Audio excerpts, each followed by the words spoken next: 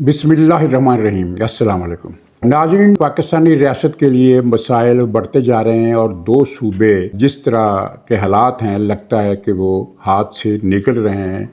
और मईशत के बारे में कुछ उम्मीदें अगरचे अब भी हैं, लेकिन एक सवाल इसमें उठता है कि अगर नवाज शरीफ साहब का रास्ता ना रोका जाता, जिस तरह 15-20 सीटें उनसे छीन कर उनकी वजारत उज़्मा का रास्ता बंद किया गया, अगर वो बंद ना किया जाता और नवाज शरीफ साहब आज वज़ीर-ए-आज़म होते तो मामलात में बेहतरी के इम्कानात लाज़मन नज़र आने थे। और इसका मुज़ाहरा पहले हम देख चुके हैं। जब पिछली मरतबा नवाज शरीफ साहब वज़ीर-ए-आज़म बने थे तो उन्होंने 6 महीने के अंदर अंदर ही बलूचिस्तान में बड़ी हद तक अमन कायम कर दिया था। अब क्या सोचा जा रहा है? अब ये सोचा जा रहा है कि 6 महीने के बाद शहबाज शरीफ की हुकूमत को तब्दील कर दिया जाए। यानी ये निज़ाम तो यही रहेगा और इसमें कोई शक नहीं कि इस निज़ाम के चलने में कोई रुकावट नहीं आने दी जाएगी, लेकिन चेहरा तब्दील करने का कुछ फ़ैसला कहीं ना कहीं हो गया है। और वजह यही है कि एक गलती कर दी गई है, जिसने भी की है, जिसने भी करवाई है, अब उस गलती को कवर करने के लिए एक और गलती की तरफ बढ़ने वाले हैं। ये हमारा मेन सब्जेक्ट होगा। और ये भी कि नवाज शरीफ साहब ने तमाम तर दबाव जो पार्टी के अंदर से उन पर डाला जा रहा है एक मनफी मुहिम के ज़रिए, और बड़े बड़े टीवी एंकर ये इतला दे रहे हैं कि अब नवाज शरीफ के लिए पाकिस्तान में रहने की कोई गुंजाइश ही नहीं रही, यानी अपनी तरफ से उन्होंने फैसला दे दिया है। तो नवाज शरीफ साहब क्या करेंगे? और फिर तीसरा जो पॉइंट है जो मैं सबसे पहले जिस पर बात करूंगा वो ये है कि पीटीआई ने अपनी हिकमत अमली फिर बदली है और अब उसकी सारी उम्मीदों का इन्हिसार 30 तारीख को कराची में होने वाले जलसे पर है। ये हिकमत अमली उसने क्यों बदली, उसका मैं थोड़ा सा जिक्र कर दूं कि इन्होंने इमरान खान ने 8 फरवरी के इलेक्शन के बाद अपनी पार्टी के वकील रहनुमाओं से मुलाकातों के दौरान ये बात कन्वे की थी उनको कि अब हमें इतना बड़ा मैंडेट मिल गया है तो हालात तब्दील हो गए हैं, अवाम बाहर आने के लिए तैयार है। और इमरान खान की इस बात की तायद वकील रहनुमाओं ने भी की और कहा कि अब वो पहले से हालात नहीं रहे जब आवाम खौफ की वजह से नहीं निकलते थे, पुलिस रोकती थी और गिरफ्तारियां करती थी। तो अब वो चूँकि सारा मंजरनामा तब्दील हो गया, लिहाजा आवाम बड़ी तादाद में निकलेंगे। चुनाचे इमरान खान ने बेखौफ व ख़तर और पूरे यकीन के साथ, उम्मीद के साथ नहीं, पूरे यकीन के साथ वो हफ्ते के दिन एहतजाज की मुल्कगीर कॉल दी। और उस दिन पूरे मुल्क में जो लोग निकले उनकी कुल तादाद 2500 से ज़्यादा नहीं थी, कहीं 100 कहीं 50, और पिंडी में शायद कोई 800-900 अफराद निकले और इसके अलावा कहीं लोग नहीं निकले। और अगर निकले तो दर्जनों के हिसाब से कुल मिलाकर 2000, 2500, 3000 मान लें। तो इमरान खान को पहले तो यकीन ही नहीं आया, बल्कि इतला ये है कि वकील रहनुमाओं ने बताया कि एहतजाज कामयाब रहा है और मुल्क के हर शहर से लोग निकले। लेकिन फिर ज़ाहिर है ऐसी बातें छुपी नहीं रह सकती, वो पता चल जाती हैं। पीटीआई के अपने सोशल मीडिया ने भी इसको दिखाने से माजूरी ज़ाहिर की कि क्या दिखाया, अवाम जब निकले ही नहीं। फिर दूसरी कॉल दी, वो भी नाकाम हुई। फिर तीसरी कॉल दी इतवार के दिन को, यानी तब्दीली की गई कि शायद इतवार के दिन लोग ज़्यादा निकलेंगे, बाकी दिनों में वो मसरूफ़ होते हैं। और हफ्ता के दिन ये उनको इमरान खान को बताया गया कि हफ्ता के दिन लोग ज़्यादातर जो है वो अपने बच्चों के साथ सड़कों पर आउटिंग के लिए निकलते हैं, इसलिए वो जुलूसों में नहीं आ सकते, तो इतवार का दिन रखा जाए। इतवार के दिन जब कॉल दी तो वो पहली 2 कॉलों से भी ज़्यादा फलाप साबित हुई और सिरे से कहीं पाकिस्तान में लोग नहीं निकले। तो इन ख़बरों से, इन वाक़यात से पीटीआई में और ख़ास तौर पर इमरान खान को जो मायूसी और गहरा सदमा हुआ उसका अंदाज़ा आप लगा सकते हैं। तो उसके बाद फिर खामोशी रही और फिर ये फ़ैसला किया गया कि 23 मार्च को इस्लामाबाद में जलसा किया जाएगा। और इसके लिए इमरान खान ने ख़ुसूसी हदायत की कि 23 मार्च का जलसा तो हर सूरत कामयाब होना चाहिए। लेकिन फिर पार्टी के अंदरूनी हलकों ही की तरफ से जो रिपोर्टें उन्होंने मंगवाई और जो अंदाजे उन्होंने लगवाए तो वो थे कि अवाम नहीं आएंगे, जलसा नाकाम हो जाएगा। और चूँकि इस जलसे की तरफ मीडिया का पूरा फोकस होगा और जब नाकाम होगा तो ये नाकामी भी पूरी तरह उजागर होगी और इसलिए ये जलसा मनसूख कर दिया जाए। चुनाचे जो धूमधाम आपने सुनी कि 23 मार्च को इस्लामाबाद में पता नहीं कितना बड़ा करोड़ों अफराद का जलसा होने वाला है, या कम से कम मिलियंस के हिसाब से लोग आएंगे, وہ جلسہ کسی دھوم دھام کے بغیر ہی غیر اعلانیہ طور پر منسوخ کر دیا گیا۔ اور 23 مارچ کو آپ نے دیکھا کہ اسلام آباد میں جو ان کا ایک محدود جلسہ ہوا، جس کو ایک چھوٹا سا پروگرام بھی کہہ سکتے ہیں، لیکن وہ کتنا چھوٹا تھا، تو وہ یاد آ گئی، وہ جو ایک نظم ہوتی تھی نا کہ چڑیا لائی دال کا دانہ اور چڑا لایا پتہ نہیں چاول کا دانہ، اور دونوں نے مل کر کھچڑی پکائی، اس طرح کی۔ تو وہ کھچڑی کتنی مختصر تھی، جس میں ایک دانہ چاول تھا اور ایک دانہ دال کا تھا، اور دونوں نے مل کر کھائی۔ تو یہ جلسہ جو تھا، یہ جو انہوں نے کیا ہے کہ چار دیواری کے اندر، وہ ان چڑا چڑے کی کھچڑی سے بھی چھوٹا جلسہ تھا۔ اتنا چھوٹا جلسہ کہ حال خالی پڑا تھا اور صرف مقررین اسٹیج پر تھے، عوام سامنے نہیں آئے۔ اب انہوں نے 30 مارچ کو کراچی میں ایک جلسے کا اعلان کیا ہے۔ ان کا خیال ہے کہ کراچی میں بڑا جلسہ ہم کر لیں گے جماعت اسلامی کی مدد سے۔ انہوں نے جماعت اسلامی سے رابطہ کیا ہے، اور یہاں وفاق میں بھی رابطہ کیا ہے، سراج الحق صاحب سے ان کی ملاقات ہوئی، ان کے وفد کی، اور کراچی کی جماعت سے بھی رابطہ انہوں نے کل کیا ہے، پرسوں بھی کیا ہے۔ اور پی ٹی آئی کی اپنی حالت یہ ہے کہ کراچی میں یہ کبھی بھی 1200 سے زیادہ لوگ سڑکوں پر نہیں لا سکی، اس سے کم ہی لوگ آتے رہے۔ میکسیمم جو تعداد ان کے کسی جلسے میں آئی تھی وہ تھا شیر مروت کا جلسہ، جو اس نے ایک پختون علاقے میں کیا تھا، اور اس میں 1200 کے قریب لوگ ضرور آ گئے تھے، لیکن وہ پختون علاقہ تھا، یعنی جس کو ہم ڈاؤن ٹاؤن کراچی کہہ سکتے ہیں، جو کراچی سینٹرل ہے، جو اصل کراچی جس کی ہم شناخت کرتے ہیں۔ ویسے تو آپ سہراب گوٹھ پر بھی اگر فرض کریں 20,000 کا بھی جلسہ کر لیں تو اس جلسے کو کراچی کا جلسہ نہیں سمجھا جاتا۔ لیاری میں آپ بڑا جلسہ کر لیں تو اس کو بھی آپ کراچی کا جلسہ نہیں کہہ سکتے۔ آپ ہب چوکی پر ایک جلسہ کر لیں بڑا تو اس کو بھی آپ کراچی کا جلسہ نہیں کہہ سکتے۔ کراچی کا جلسہ ہے وہ ہے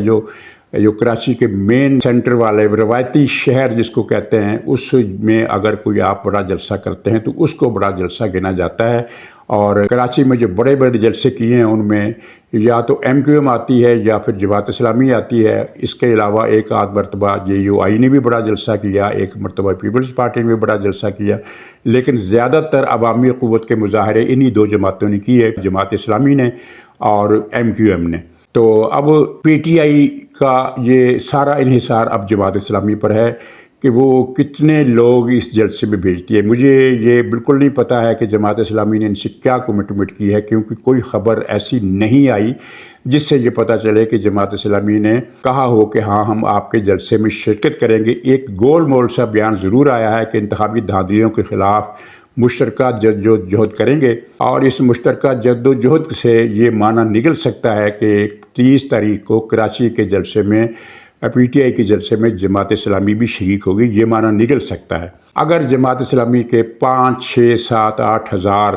4,000 لوگ بھی اس پی ٹی آئی کے جلسے میں آ گئے تو کچھ رونق لگ جائے گی، کیونکہ 4,000 کا جلسہ بہرحال اتنا ہوتا ہے کہ وہ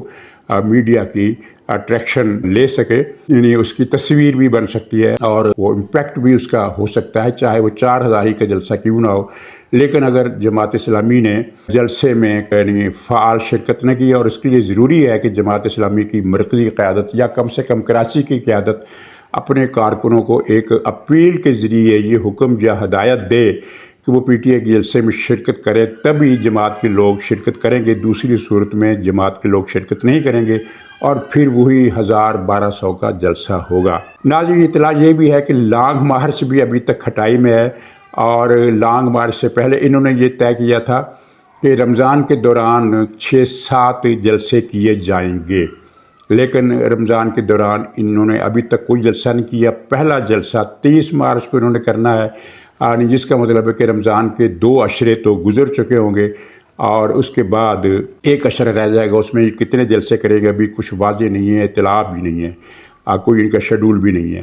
تو لانگ مارچ بہرحال کھٹائی میں پڑتا نظر آ رہا ہے، بلکہ میں سمجھتا ہوں کہ لانگ مارچ ان سے نہیں ہو سکے گا، اگرچہ عدالتی پشت پناہی ان کو مل گئی ہے۔ جب یہ ریمارکس آ گئے کہ 9 مئی کے جملہ واقعات سیاسی ریلیاں ہیں، ان کا دہشت گردی وغیرہ سے کوئی تعلق نہیں ہے، یہ کوئی ملک دشمنی نہیں ہے، حوصلہ افزائی کے اس ریکارڈ بیان کے بعد پی ٹی آئی کو یعنی ایک قسم کا گرین سگنل مل گیا ہے، لیکن صورتحال یہ ہے کہ پی ٹی آئی اس گرین سگنل سے بھی فائدہ اٹھانے کے قابل نظر نہیں آتی۔ اب پی ٹی آئی سے جڑی ہوئی یہ خبر کہ وہ علیمہ خان کو عمران خان نے پارٹی معاملات سے الگ کر دیا ہے اور عمر ایوب سے کہا ہے کہ بھی پارٹی معاملات آپ چلائیں گے، علیمہ خان نہیں چلائیں گی۔ تو اس پر اب ظاہر طرح طرح کی حاشیہ رائیاں ہو رہی ہیں کہ عمر ایوب اور علیمہ خان کے درمیان اختلافات ہو گئے تھے یا کیا ہو گیا تھا، یا علیمہ خان کو عمران خان کا اعتماد حاصل نہیں رہا۔ ممکن ہے اس میں کچھ بات ہو، کیونکہ علیمہ خان کے کچھ ایسے بیانات بھی سامنے آئے تھے جن کا پی ٹی آئی والوں نے بھی برا منایا تھا، اور عمران خان کو بھی دکھ ہوا تھا، کیونکہ وہ بدشگونی والے بیانات تھے۔ بدشگونی سے مراد یہ ہے کہ وہ اس قسم کی بات کر رہی تھی کہ یہ عمران خان کو پھانسی دے دیں گے، عمران خان کو پھانسی ہو جائے گی، عمران خان کو پھانسی پر لٹکا دیا جائے گا، یعنی اس طرح کی باتیں۔ حالانکہ پھانسی کا کوئی خطرہ نہیں ہے، لیکن وہ اس یقین سے بات کر رہی تھی جیسے انہیں پتہ چل گیا ہے کہ عمران خان کو ہر صورت پھانسی دینی ہے۔ تو یہ اس بدشگونی والے تبصرے جو تھے وہ پسند نہیں کیے گئے۔ لیکن میرا خیال ہے کہ عمران خان نے سمپل ایک ہی کام کیا ہے اور علیمہ خان کو کہا ہے کہ جو تمہاری اصل ڈیوٹی ہے وہ سیاست میں ملوث ہونے سے متاثر ہو رہی ہے، اصل ڈیوٹی تمہاری جو اصل کام ہے اس پر سے توجہ مت ہٹاؤ، وہ پورا کام دل جمی سے کرو۔ اور وہ اصل ڈیوٹی کیا ہے؟ وہ ڈیوٹی ہے، سب کو پتہ ہے، کچھ چھپی بات نہیں، کوئی الزام بھی نہیں ہے، یہ ثابت شدہ بات ہے کہ زکوٰۃ، صدقات اور عشر وغیرہ کے جو چندے ملتے ہیں ان کو خرد برد کرنا اور ان کو منی لانڈرنگ کے ذریعے امریکہ پہنچانا علیمہ خان کی بیسک ڈیوٹی یہ ہے۔ اور یہ آج سے نہیں ہے، یہ جب سے شوکت خانم ہسپتال بنا ہے تب سے ہے کہ جہاں سے چندہ خرد برد ہوتا ہے، تقریباً سارا چندہ خرد برد ہوتا ہے۔ اس کی وجہ کیا ہے؟ اس کی وجہ یہ ہے کہ شوکت خانم ایک مکمل منافع بخش کاروباری پروجیکٹ ہے، یعنی اس کی فیسیں، اس کے اخراجات اتنے زیادہ ہیں کہ یہ منافع میں ہے، اور اس کا منافع وہ جو کراچی کا ایک مشہور کینسر اسپتال ہے اس سے بھی، آغا خان جو میڈیکل کالج ہے کینسر کا، اس سے بھی زیادہ اس کا منافع ہے، اور اس منافع کی بنیاد پر وہ چل رہا ہے۔ منافع کے بعد پھر چندے کی گنجائش نہیں رہتی، لیکن خوش عقیدہ پاکستانیوں کی ایک تعداد بہرحال اسے بدستور چندہ دے رہی ہے، اور وہ چندہ سارے کا سارا ہڑپ ہو رہا ہے۔ وہ امریکہ چلا جاتا ہے، دبئی چلا جاتا ہے منی لانڈرنگ کے ذریعے، پھر وہاں سے ڈونیشن کے ذریعے کے راستے پاکستان واپس آتا ہے، اور پی ٹی آئی کی فنڈنگ میں استعمال ہوتا ہے۔ آپ کو علم یہ معلوم کر کے حیرت ہوگی کہ الیکشن کے دنوں میں تقریباً پورا مہینہ پی ٹی آئی نے سوشل میڈیا پر 1 ارب روپے روزانہ خرچ کیے، یعنی 30 ارب روپے اس نے صرف سوشل میڈیا پر خرچ کیے۔ کیا کوئی اور پارٹی 30 ارب روپے سوشل میڈیا پر خرچ کرنے کا خواب میں بھی سوچ سکتی ہے؟ نہیں سوچ سکتی۔ پی ٹی آئی کے پاس بہت پیسہ ہے، اور اب بھی وہ بے پناہ رقم خرچ کر رہی ہے، ٹی وی اینکرز پر خرچ کر رہی ہے، اور سوشل میڈیا ورکرز پر خرچ کر رہی ہے، امریکہ یورپ میں لابیوں پر خرچ کر رہی ہے۔ اتنا بے پناہ پیسہ اس کے پاس کہاں آیا؟ تو اس کا ایک سورس یہ شوکت خانم کا ہسپتال بھی ہے۔ تو علیمہ خان کی کہانی اتنی ہے۔ ناظرین، وفاق میں جو حکومت بنی تھی تو اس کے لیے جو فوری طور پر ایک مصرعہ ذہن میں آیا تھا وہ یہ تھا کہ میری تعمیر میں مضمر ہے ایک صورت خرابی کی، اور یہاں ایک صورت کے بجائے کئی صورتیں، کہہ لیں کہ کئی صورتیں خرابی کی اس تعمیر میں مضمر تھیں۔ سب سے بڑی خرابی تو یہ تھی کہ جب یہ ایک الائنس بنا نواز شریف کے خلاف، آصف زرداری، شہباز شریف، محسن نقوی اور پی ٹی آئی کا ایک الائنس بنا، جس کو ماتحت افسروں کی پوری کمک حاصل کی تھی، سب سے زیادہ پختونخوا میں تو اور پھر پنجاب میں، تو اس کا مقصد نواز شریف صاحب کو عددی اکثریت حاصل کرنے سے روکنا تھا۔ شہباز شریف صاحب کا خیال تھا کہ جن لوگوں نے یہ سسٹم چلوانا ہے وہ چلوا لیں گے، چاہے مسلم لیگ کو سیٹیں زیادہ ملیں یا نہ ملیں۔ تو اب ان کو اندازہ ہو گیا ہے کہ ان کی چال غلط تھی، اور اب شہباز شریف کی حکومت کو آئے ہوئے جمعہ 7 دن ہوئے ہیں، تو یہ باتیں شروع ہونے لگی ہیں کہ شہباز شریف صاحب کی چھٹی ہو جائے گی، کیونکہ یہ حکومت ڈیلیور نہیں کر سکتی، اور واقعتاً نہیں کر سکتی۔ معاملات بڑے پیچیدہ ہیں۔ مثلاً آئی جی سندھ کے مسئلے پر زرداری صاحب شہباز شریف سے ناراض ہیں، حالانکہ شہباز شریف صاحب اس میں کوئی عمل دخل نہیں ہے۔ یہ تبادلے وغیرہ کا جو سارا اختیار ہے وہ اصل وزیر اعظم کے پاس ہے، اور اصل وزیر اعظم ہے محسن نقوی صاحب۔ ناظرین، آپ کو یاد ہوگا کہ الیکشن سے پہلے یہ خبریں سوشل میڈیا پر بھی چلی تھی اور پرنٹ میڈیا پر بھی آئی تھی، اور ٹی وی پروگراموں بھی اس کا ذکر ہوا تھا کہ محسن نقوی صاحب کو پنجاب کی وزارت اعلیٰ سے ہٹا کر وفاقی حکومت میں وزیر اعظم بنایا جائے گا، یعنی نگران وزیر اعظم کاکڑ کی جگہ۔ اور کچھ دن تک اس خبر کی کوئی تردید نہیں آئی تھی، اور کچھ دن کے بعد البتہ اس کی تردید آ گئی کہ ایسی کوئی تجویز زیر غور نہیں ہے، اور وجہ یہ تھی کہ کاکڑ صاحب اس صورت میں ناراض ہو جانے تھے۔ تو محسن نقوی صاحب کو وزیر اعظم بنانے کی جو بات ہے یہ پہلے سے موجود تھی، اور یہ نقشہ بنانے والوں کے ذہن میں بھی یہ تھا کہ اگر شہباز شریف صاحب کچھ ڈیلیور کر پائے تو ٹھیک ہے، ورنہ پھر ان کو ہٹا کر محسن نقوی کو لگایا جائے گا۔ صورتحال یہ بنائی جائے گی کہ جس طرح کی ایک تھیوری چل رہی ہے، بہت پاپولر ہے، کہ 6 مہینے کے بعد یہ حکومت ختم ہو جائے گی، اور یہ تھیوری عمران خان تک بھی پہنچی ہے، اور اسی لیے عمران خان نے جیل میں کہا، اخبار نویسوں سے جب اس کو بات کرنے کا موقع ملے تو اس نے کہا کہ 6 مہینے کے بعد یہ حکومت ختم ہو جائے گی اور میں باہر آ جاؤں گا۔ یہ دونوں اس کی باتیں، اس کا اپنا خیال ہے۔ 6 مہینے بعد حکومت ختم ہوگی تو وہ شہباز شریف کی وزارت عظمیٰ ختم ہوگی، حکومت یہی رہے گی، اور اس صورت میں پھر ایک محسن نقوی کے نام پر اتفاق ہو سکتا ہے مسلم لیگ شین میں اور پیپلز پارٹی میں، وہی نہ تمہارا نہ ہمارا، وزیر اعظم محسن نقوی، اس پر دونوں پارٹیاں تیار ہو جائیں گی، آمادہ ہو جائیں گی۔ یہ ہے ابھی تک کا ایک امکانی نظریہ۔ اب اس وقت تک نواز شریف کی جو مسلم لیگ ہے، جس کے ارکان بہرحال قومی اسمبلی میں موجود ہیں، ان کا تعاون کتنا معنی رکھتا ہوگا، کتنا معنی نہیں رکھتا ہوگا، یہ ابھی کچھ نہیں کہہ سکتے، کیونکہ اطلاعات یہ ہیں کہ جب یہ مرحلہ آئے گا تو پی ٹی آئی کے ارکان قومی اسمبلی کا ایک گروپ بھی اس حکومت کا ساتھ دے گا، اور یعنی اس صورت میں نواز شریف صاحب کے جو حامی ارکان اسمبلی ہیں ان کی ناراضگی کی کوئی اہمیت نہیں رہے گی۔ ناظرین، یہ ہے اسکیم۔ اب اس پر عمل ہوتا ہے یا کیسے ہوتا ہے یا نہیں ہوتا ہے یا کوئی تیسری صورت نکل آتی ہے، اس کا نہیں کہا جا سکتا۔ اتنا میں عرض کر سکتا ہوں کہ یہ جو ایک اسکیم چل رہی ہے کہ شہباز شریف کو ہٹانے کے بعد پیپلز پارٹی اور پی ٹی آئی مل کر حکومت بنائیں گی، تو یہ اس کو تو آپ خارج از امکان سمجھیے، جس طرح اس بات کو کہ پی ٹی آئی کے لوگ جو خوش امیدی ظاہر کر رہے ہیں کہ بہت جلد عید کے فوراً بعد عمران خان کی رہائی ہو جائے گی، تو یہ خوش امیدی بھی ان کی ختم ہو جائے گی، اور لیکن اس خوش امیدی کو ختم ہونے میں بھی کم سے کم 7-8 مہینے لگیں گے،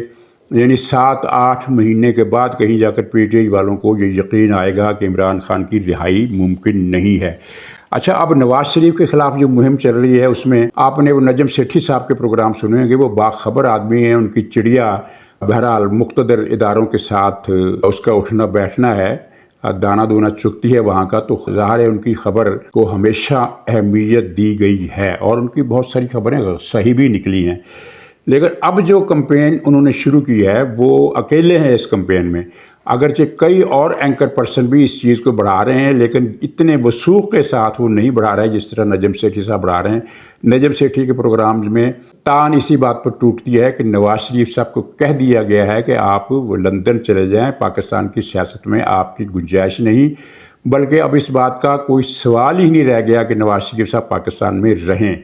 اور یہ مریم نواز صاحبہ کی حکومت ہے، یہ بھی شہباز شریف ہی کے زیر اثر چلے گی، ورنہ نہیں چلے گی۔ تو اس فکرے سے بات کھل جاتی ہے کہ یہ فکرہ کہاں سے آیا ہے۔ یہ خبر چڑیا جو ہے، چڑیا تو نجم سیٹھی صاحب کی معتبر ہے، لیکن اس نے اپنا ٹھکانہ بدل لیا، اب وہ وہاں سے خبریں نہیں لاتی بلکہ وہ شہباز شریف کے کیمپ سے خبریں لاتی ہے۔ تو میری اطلاع یہ ہے کہ نواز شریف صاحب، اور میں اپنی اطلاع پر قائم ہوں جو میں نے 2 دن پہلے دی تھی، کہ عید کے 1 مہینے کے بعد یعنی مئی میں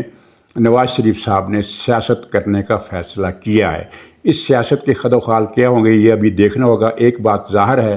کہ ووٹ کو عزت دو والا بیانیہ جو تھا وہ نواز شریف صاحب نے خود ہی ایک طرف رکھ دیا، مصلحت کی وجہ سے، حالات کی وجہ سے، یا ملک کو درپیش مسائل اور سنگین معاشی بحران سے نمٹنے کے لیے ان سے جس قربانی کا تقاضا کیا گیا اس کے تحت انہوں نے یہ بیانیہ ایک طرف رکھ دیا۔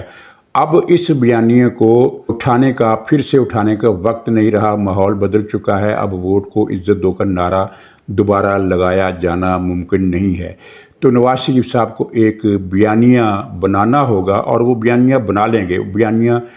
کیا بنائیں گے کچھ مجھے اندازہ ہے، لیکن کچھ باتیں ایسی ہیں جو ابھی نہیں کی جا سکتی۔ تو یہ میرا خیال ہے 2 مہینے کے بعد نجم سیٹھی صاحب اپنے ان پروگرامز کو یاد کریں گے کہ میں نے یہ کیا کہہ دیا تھا جب اتنے وثوق سے کہا تھا کہ نواز شریف صاحب کے اب پاکستان میں رہنے کی کوئی گنجائش ہی نہیں رہی۔ حقیقت میں نواز شریف صاحب کی گنجائش پہلے سے بڑھ جائے گی آج سے 1 مہینے کے بعد، کیونکہ موجودہ حکومت، اگرچہ یہ نظام پکا ہے، یہ 5 سال کہیں جانے والا نہیں ہے، لیکن شہباز شریف اور ان کی کابینہ جس میں کسی کو پتہ ہی نہیں ہے کہ وزیر اعظم ہے کون. خود شہباز شریف کو نہیں پتہ ہے. یہ کچھ افسروں کے تبادلے وغیرہ پر جو شہباز شریف اور محسن نقوی صاحب میں جو اختلاف اور تضاد پیدا ہوا، اس نے جو کوئی تصویر جو پیدا کی ہے سامنے لوگوں کی جو بات آئی ہے وہ کو اچھا تاثر نہیں دیتی. وزیر اعظم جو ہے وہ تبادلے تقرری کے معاملے میں اتنا بے بس ہوگا، یہ تو میرے خیال میں ظفر اللہ جمالی نے بھی نہیں سوچا ہوگا. تو ناظرین، چلتے چلتے میں نے ایک ٹویٹ کیا تھا کہ یہ عمران خان صاحب کو ہر مہینے 5 لاکھ کا 6 لاکھ کا کھانا کھلایا جا رہا ہے، وہ آخر کھاتا کیا ہے؟ تو ساتھ ہی میں نے سوال کیا کہ یہ تو کھانے کا خرچہ ہے، اس کی نشے کا خرچہ کیا ہے؟ تو اس کا جناب وہ آسن سیف آغا صاحب ہیں، انہوں نے مجھے جواب دیا کہ وہ میتھاڈون کی گولی ان کو دی جاتی ہے اور ایک گولی کی قیمت 20,000 روپے ہے، اور یہ گولی ایران سے منگوائی جاتی ہے. ایران کا کوئی کارخانہ ہے، دارو پخش فارسی نام ہے، کوئی ایران کا کوئی ادارہ، وہاں سے یہ بنتی ہے اور وہاں سے امپورٹ کی جاتی ہے. پاکستان میں یہ گولی نہیں بنتی میتھاڈون، اور ایک گولی کی قیمت 20,000 روپے ہے. انہوں نے اتنی اطلاع دی ہے، لیکن اس سے پہلے یہ اطلاع مجھے ملی تھی کہ عمران خان کو 3 مرتبہ یہ گولیاں دی جاتی ہیں اور اس کے علاوہ ایک انجیکشن بھی دیا جاتا ہے. اس انجیکشن کا نام مجھے کسی نے نہیں بتایا، لیکن یہ خبر تھی، پکی خبر تھی کہ 3 گولیاں دن میں اور ایک انجیکشن. اچھا، انجیکشن کو اگر ہم ایک طرف رکھیں تو 20,000 روپے کی ایک گولی، یعنی دن میں 60,000 روپے کی گولی، یہ مہینے کے کتنے لاکھ بن جاتے ہیں؟ اب کھانے میں اندازہ کریں کہ یہ وہ ہے لاڈلا جس کو اڈیالہ جیل میں باقی جو سہولیات دی گئی ہیں، جم کی سہولت دی گئی ہے، بستروں کی سہولت دی گئی ہے، فرنیچر کی اور کھانے بھی اور باورچی خانے کی اور فلش سسٹم کی، اور ایک سہولت ان کو بیوٹی پارلر کی بھی دی گئی ہے، یعنی قد آدم آئینہ اور اس میں سارا ڈریسنگ کا سامان، ایک منی بیوٹی پارلر اس کو دیا گیا ہے اس لاڈلے کو. تو اس لاڈلے کو کھانے کے لیے 6 لاکھ روپے مہینے کے علاوہ 60,000 روپے روزانہ کا صرف نشے کا خرچہ ہے. اور انجیکشن کا خرچہ میں نے شامل نہیں کیا، کیونکہ مجھے انجیکشن کا نہ کسی نے نام بتایا ہے اور نہ ہی یہ پتہ چلا ہے کہ اس انجیکشن کی قیمت کیا ہوگی. ظاہر ہے وہ کوئی 200 400 500 کا انجیکشن تو نہیں ہوگا، کچھ مہنگا انجیکشن ہی ہوگا. 20,000 روپے ایک گولی اور 3 گولیاں دن میں 60,000 روپے. یہ آدمی جس کا کام پاکستان کو انتشار میں مبتلا کرنے کے علاوہ کچھ نہیں ہے، ریاست اس کے لاڈ کس طرح لڑا رہی ہے، اس کا اندازہ لگائیں کہ 60,000 روپے اس کو صرف نشے کے لیے دیے جاتے ہیں. تو ناظرین، انشاءاللہ اگلے ولاگ میں پھر ملاقات ہوگی، تب تک کے لیے خدا حافظ.